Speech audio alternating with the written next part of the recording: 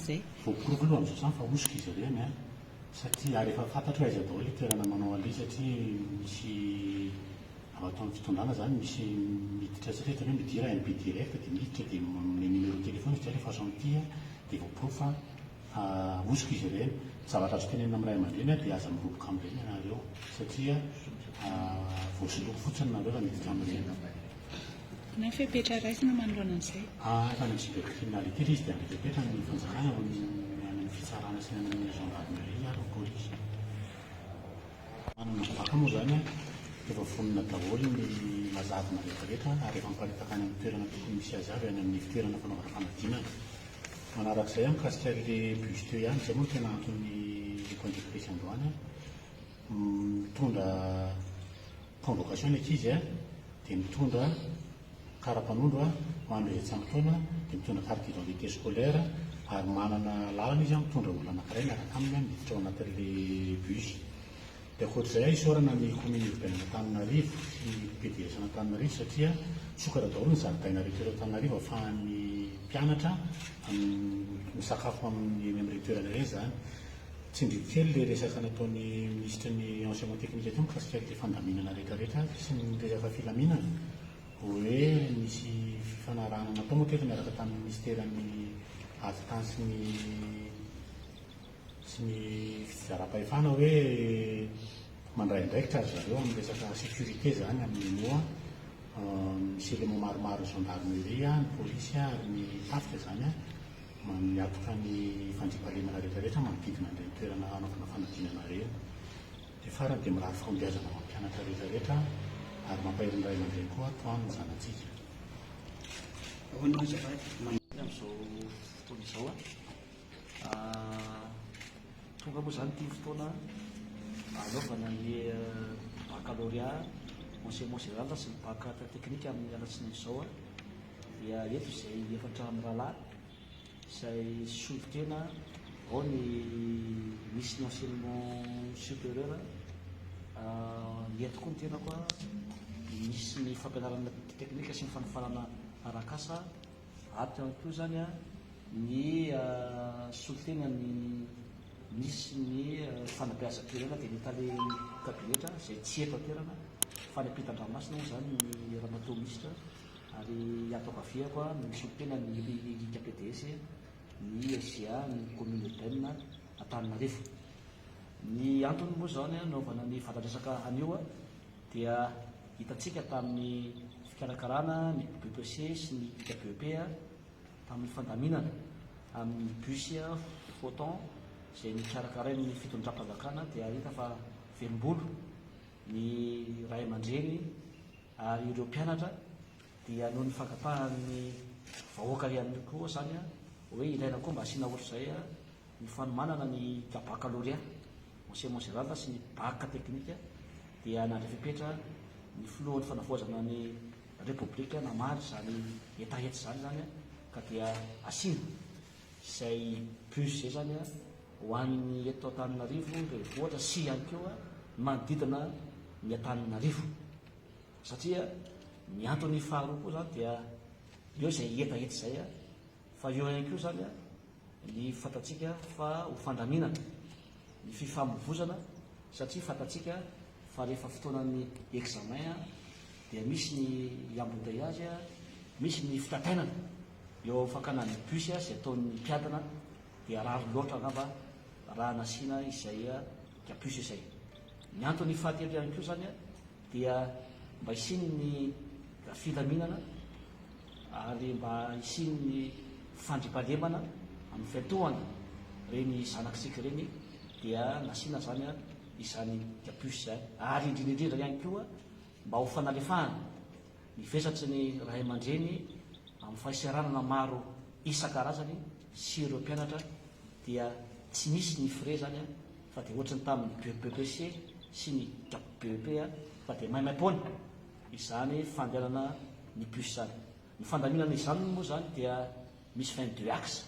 no atao ao anatin'izay aromenantsika mpanao gazety avy eo izay axe roapolo zay mba ho fandaminana mba ahafahan'ny mpianatra rehetrarehetra zany mahalala ny axe rehetra izay misy azy reny fa dia sahala amin'ny PP 7 sy ny PP dia amin'ny dipsan zany efa misy ny bus ao anatin'izay ny acteur zany zay miaraka nanatotosa izao fandaminana zao dia eo zany ny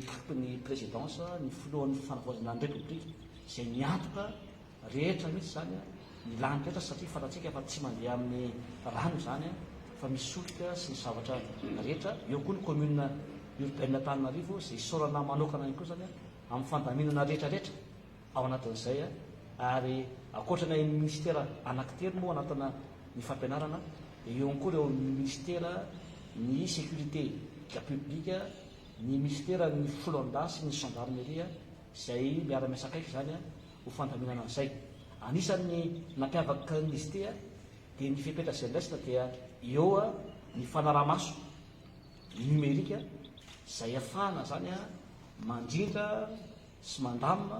ny fidaminana ary indrindrindra fandaminana ny fanadinina mpanjakana zany amin'ny akapobeny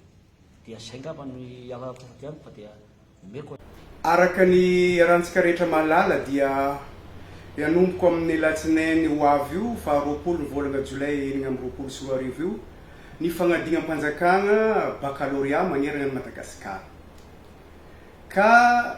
zahay tompona andraikitra ara-panjakana aty agnivon'ny faritra Diana izay soloanay tegna eo agnivon'ny organe mixte de conception na ny OMC régional ato amin'ny faritra Diana dia magnano antsoavo indrindrandrindra zay satria mahazo renseignement zay fa misy olo mitalim-panahy mitady agnelingely io fizotran'ny fagnadinam-panjakana io satria programme nasam-panjakana izy io ka agnelingely na nontony fizotran'io ara-dalàna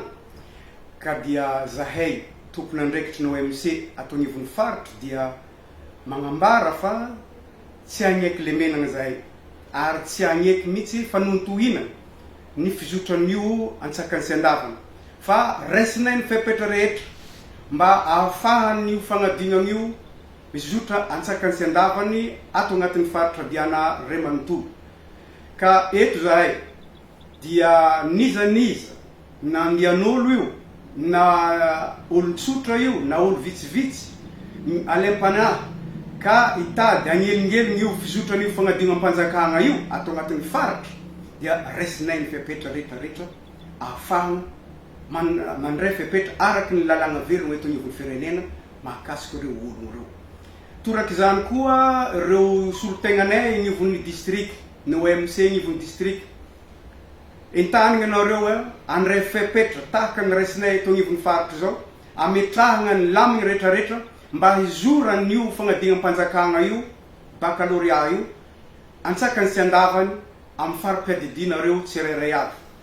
etiko zahay dia magnome toky anareo ray aman-drenin'ny mpianatra rehetrarehetra ray aman-drenin'ny mpiadigny indrindrandrindra baccalauréat fa hizotra antsakany sy andavany io fagnadinana io satria raisinay ny fepetra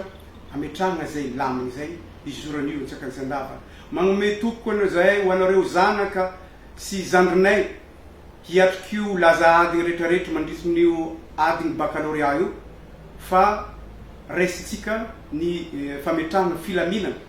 sy ny fizoran'io fagnadinam-panjakana io magneragna ny centre d'examen rehetrarehetra ato agnatin'ny faritra Diana Ray manontolo ka zay rehetrarehetra zay no raisiny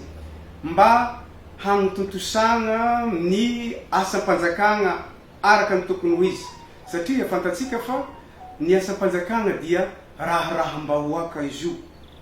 efa fasairagnana ray aman-dreny nandritry ny taogno fagnomanagna nandritry ny taogno ny atrehana io andro vitsivitsy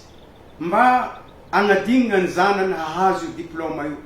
ka atsika dia hiara hitsangana mba hagnotontosa io fagnadinana io antsakany sy andavany ary ihany koa zahay tompony andraikitra ara-panjakana dia hiara hitsangana agnentanana atsika dia tompony andraikitra ara-panjakana